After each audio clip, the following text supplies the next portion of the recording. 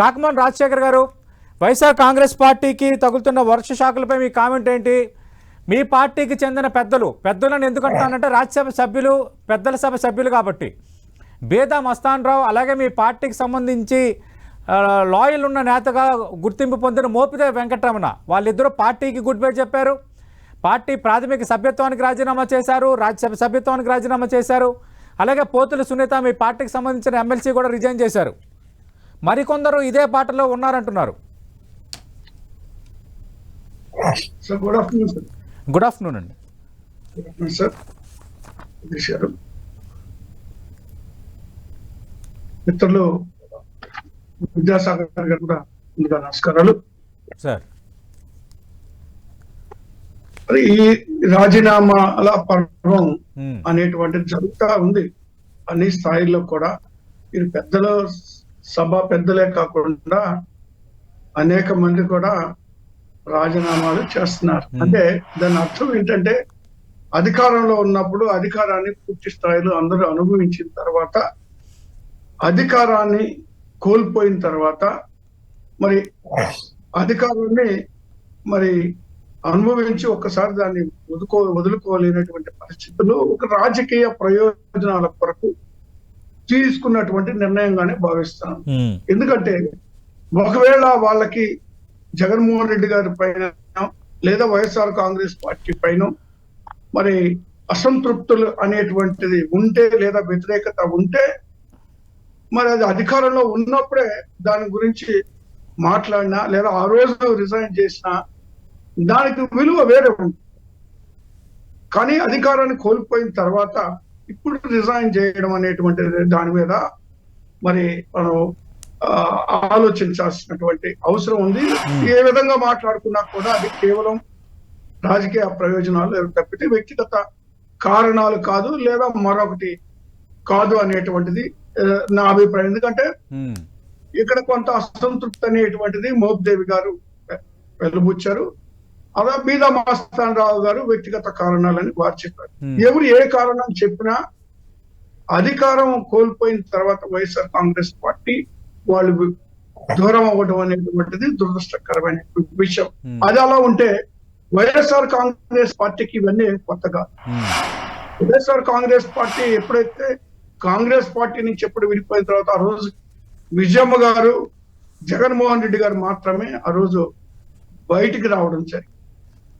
కానీ అంచెలంచెలుగా ప్రజలు మద్దతుతోటి చూస్తే 14 ఎన్నికల్లో లేదా అప్పుడు జరిగిన బై ఎలక్షన్లో కూడా సీట్లు సాధించడం జరిగింది.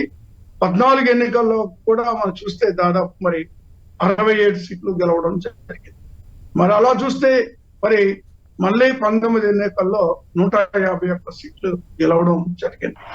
అంటే ఈ రోజు నేను ఏం చెప్పదలుచుకున్నానంటే కేవలం అధికారం కోసం వెంపర్లాడేటువంటి ఏ వ్యక్తులైనా సరే అవతలకి వెళ్ళడం అనేటువంటిది మనం చూస్తానే ఉన్నాం. ఎందుకంటే ఈ యొక్క రాజకీయాల్లో ఈ మార్పులు చేర్పులు ఇలాంటివి జరుగుతూ ఉన్నాయి, ఎన్నో చూస్తా ఉన్నాం. గతంలో కూడా మరి 14 ఎన్నికల తర్వాత 23 మందిని చంద్రబాబు నాయుడు గారు తెలుగుదేశం పార్టీలో చేర్చుకుని 4 మంత్రులు చేసినటువంటి వైనం కూడా మనం చూసాం. కాబట్టి ఇప్పుడు కూడా మరి అస్థిరపరచాలని వైఎస్ఆర్ కాంగ్రెస్ పార్టీని లేదా వైఎస్ఆర్ కాంగ్రెస్ పార్టీని మరి శాశ్వతంగా లేకుండా చేయాలనేటువంటి ఒక ఏదైతే ప్రయత్నం జరుగుతుందో అది జరిగే పని. ఎందుకంటే ప్రజల మద్దతు అనేటువంటిది వైఎస్ఆర్ కాంగ్రెస్ పార్టీకి, వైఎస్ఆర్ కాంగ్రెస్ ఓటు బ్యాంకు ఎప్పటికి కూడా చెదరదు. ఆ ఓటు బ్యాంక్ అంటే నాయకులు పోతారు తప్పితే ఓటర్స్ లో మార్పు ఉండదు, పార్టీ కార్యకర్తల్లో మార్పు ఉండదు తప్పితే కేవలం నాయకులు వాళ్ళ స్వలాభాల కోసం వాళ్ళ సొంత అజెండా పెట్టుకుని వాళ్ళు పార్టీలు మారటం అనేటువంటిది జరుగుతూ ఉంది. ఒకవేళ అసంతృప్తి ఉంటే మాట్లాడొచ్చు. జగన్మోహన్ రెడ్డి గారి మీద అసంతృప్తి ఉన్న పార్టీలో మరి పార్టీ విషయాల్లో అసంతృప్తి ఉన్నా మాట్లాడచ్చు. మేము కూడా మాట్లాడుతుంటాం, ఇంటర్నల్ గా మేము కూడా మాట్లాడుతాం. మా నచ్చని విషయాలు చెప్తా ఉంటాం. జిల్లా అధ్యక్ష బాధ్యత నుంచి తప్పించారు, తర్వాత మొన్నటి ఎన్నికల్లో పోటీ చేసే ఛాన్స్ ఇవ్వలేదు. చాలా కారణాలను ఆయన మీడియాతో బహిరంగంగానే చెప్తున్నారు. నాకు అనుకున్నంత గౌరవం లభించలేదు, అవమానాలే ఎదురయ్యాయి. సార్ ఇప్పుడు నేను దానికి కాదన్నాను సార్. ఉమ్. ఆ సీట్లు ఇవ్వడంలోనే మార్పులు చేర్పుల్లోనే జరిగిన పొరపాటునే మేము అధికారాన్ని కోల్పోవడం జరిగింది. ఉమ్. సో ఒక పార్టీలో ఉన్నప్పుడు ఒక పార్టీకి అధిష్టానానికి కూడా కొన్ని రిపోర్ట్స్ వస్తాయి, కొన్ని సర్వేలు వస్తాయి, దానికి అనుగుణంగా ఓకే. కొన్ని నిర్ణయాలు తీసుకుంటూ ఉంటారు. అవి ఫెయిల్ అయినాయి అంతే, అంతకుమించి ఇంకేం కాదు. రైట్ రైట్ అది కూడా మాట్లాడదాం. కాబట్టి మోపిదేవి రమణ గారు అనేటువంటి ఆ వ్యక్తిగతంగా అయినా కానీ ఓకే. కాకమన్ రాజశేఖర్ గారు, విద్యాసాగర్ గారు చెప్పిన దాంట్లో ఒక వ్యాలిడిటీ ఉంది, లాజిక్ ఉంది. అంటే పదవులు ఆశించి వెళ్తున్నారు అంటే ఇప్పుడు మీ పార్టీకి రిజైన్ చేశారు, రాజ్యసభ సభ్యత్వానికి రిజైన్ చేశారు, అంటే ఒక రకంగా అధికారాన్ని వదులుకుంటున్నారు. మోపిదేవి వెంకటరమణకి ఇంకా 2 ఏళ్ల పదవీ కాలం ఉంది రాజ్యసభ సభ్యుడిగా. బీదా మస్తాన్ రావుకి ఇంకా 4 ఏళ్ల రాజ్యసభ పదవీ కాలం ఉంది. ఇవి వదులుకొని ఇప్పుడు సామాన్య కార్యకర్తగా పార్టీ మారుతున్నట్టే కదా. సార్ అదే సార్, అంటే విద్యాసాగర్ గారు అన్నట్లుగా నీవు నేర్పిన విద్య నీల సాక్ష, అది అసలు ఆ పదం అనేది మాకు పనికిరాదు కదా. ఎందుకంటే తెలుగుదేశం పార్టీకి సూటబుల్. ఎందుకంటే 23 మందిని వైఎస్ఆర్ కాంగ్రెస్ పార్టీ టికెట్ మీద గెలిచినటువంటి వాళ్ళని చేర్చుకుని 4 మంత్రులు చేసినటువంటి పైన మనం చూసాం 14 ఎన్నికల తర్వాత. అప్పుడు రిజైన్ ఎందుకు చేయలేదు వాళ్ళు? ఎందుకు రిజైన్ చేయించలేదు? ఒకవేళ వీళ్ళకి అదే నీతి, అదే విధానం అయితే, లేదా పార్టీ సిద్ధాంతం అదే అయితే రాజీనామాలు చేసి రావాలనేటువంటిది ఆ రోజు ఎందుకు చేయించలేదు? ఎందుకు 4 మంత్రులు చేశారు?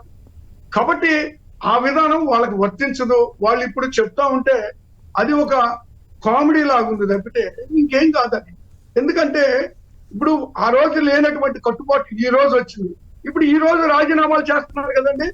ఈ రోజు రాజీనామాలు చేసేటువంటి వాళ్ళకి తిరిగి అదే పదవులు మళ్ళీ పదవులు రావడానికి హామీలతోనే వీళ్ళు రాజీనామాలు చేస్తున్నారు. లేదంటే సతీష్ గారు ఒకవేళ ఈ 5 సంవత్సరాలు పూర్తయ్యే వరకు ఈ రాజీనామా చేసినటువంటి వాళ్ళు ఏ ఒక్క పదవులు మేము తీసుకోమని చెప్పానండి. అప్పుడు దాని గురించి మనం మాట్లాడొచ్చు. విద్యాసాగర్ గారు వాళ్ళు చెప్పమంటే చెప్తారు. కానీ టీడీపీ అధినేత ముఖ్యమంత్రి చంద్రబాబు నాయుడు వాళ్ళకి పదవి ఇస్తే వాళ్ళు కాదంటారా? లేదంటే మళ్ళీ మీరు రాజ్యసభ అభ్యర్థిగా రంగంలో ఉండండి అంటే వద్దంటారా? అదే సార్ నేను అంటుంది, అదే సార్. ఆ ఒప్పందాలతోనే రాజీనామాలు చేయడం జరిగింది. ఇప్పుడు మోపిదేవి గారు ఉన్నారు, రాజ్యసభ అనేటువంటిది మోపిదేవి గారికి మొదటి నుంచి ఇంట్రెస్ట్ లేదు. ఆయన అసెంబ్లీకి ఉండాలని, రాష్ట్ర రాజకీయాల్లో ఉండాలని ఉన్నారు. పొద్దున ఆయన ఎమ్మెల్సీ అయినా చేయొచ్చు, వెంటనే మంత్రిని అయినా చేయొచ్చు. దాంట్లో ఏముంది? ఇప్పుడు పెద్ద ఇష్యూ కాదు కదా సార్. అంటే ఇప్పుడు గతంలో కూడా ఏమైంది సార్, చంద్రబాబు నాయుడు గారు అంటే నేనేమంటా అంటే అన్ని వ్యవస్థలో చంద్రబాబు నాయుడు గారు మనుషులు ఉండడం అనేటువంటిది, లేదా తెచ్చుకోవడం అనేటువంటిది, లేదా అవతల పార్టీలో చేర్పించడం అనేటువంటిది కూడా చూసాం. టీడీపీ గతంలో ఏం జరిగింది సార్, ఇక్కడ ఓడిపోయిన తర్వాత 19 ఎన్నికల్లో ఓడిపోయిన తర్వాత వెంటనే ఏం చేసింది, రాజ్యసభ మెంబర్స్ 4 ఉన్నారు కదండి వాళ్ళప్పుడు. తెలుగుదేశం పార్టీ రాజ్యసభలో ఉన్నటువంటి 4 బీజేపీలో జాయిన్ చేశారు కదా. అవన్నీ తెలియకుండా జరిగినాయి. ఆ చంద్రబాబు నాయుడు గారికి వాళ్ళు స్లీపర్ సెల్స్ లాగా ఈ 5 గత 5 సంవత్సరాలు పనిచేయలేదు.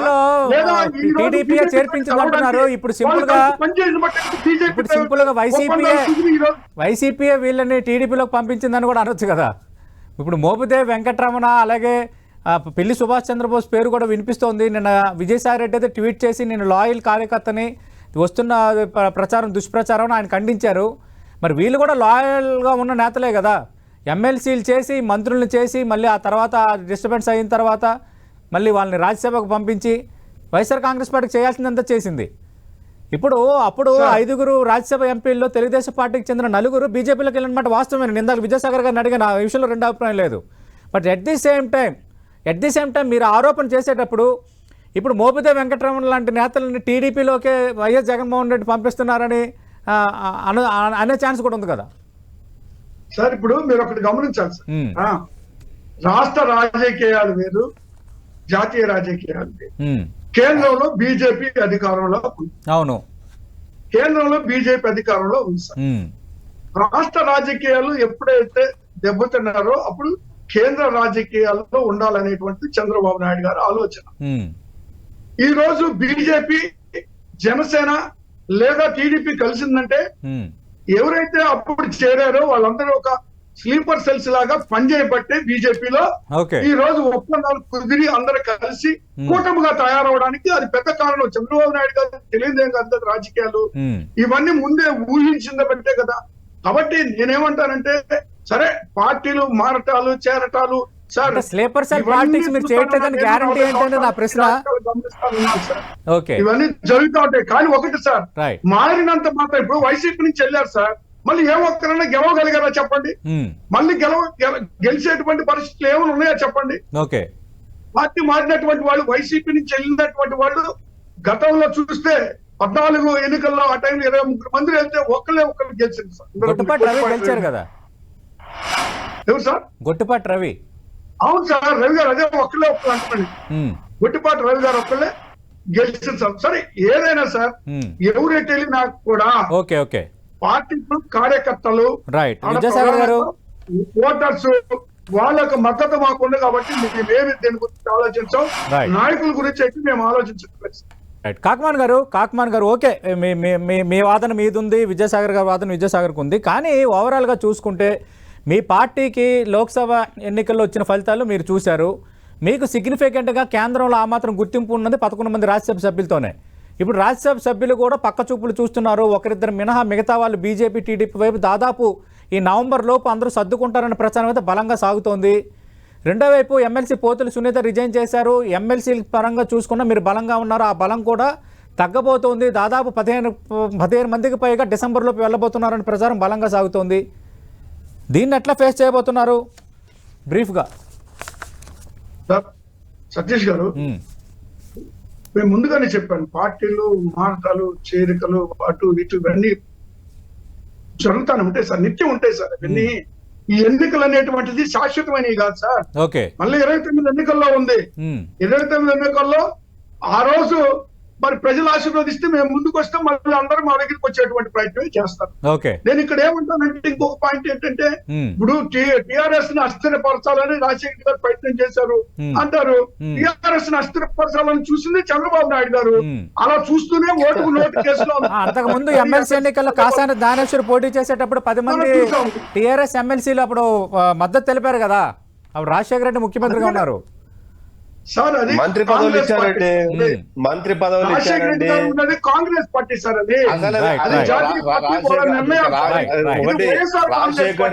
రాజశేఖర్ రెడ్డి ఆ రోజు కాంగ్రెస్ పార్టీలో ఎవరైతే నాయకులు ఉన్నారో వైఎస్ఆర్సీపీ పార్టీలో అదే నాయకులు ఉన్నారు. రాజశేఖర రెడ్డి గారి కొడుకే రాజశేఖర రెడ్డి ఫోటో పెట్టుకున్నటువంటి పార్టీ, మరి అది వర్తించదా? అది రాజశేఖర గారికి ఫోటో పెట్టుకున్నటువంటి పార్టీ, రాజశేఖర్ గురించి మీరు ఎందుకు పెట్టుకుంటారు? ఆయన తండ్రిగా ఫోటో పెట్టుకున్న హక్కు ఆయనకు ఉంటుందండి. Right sir, right party symbol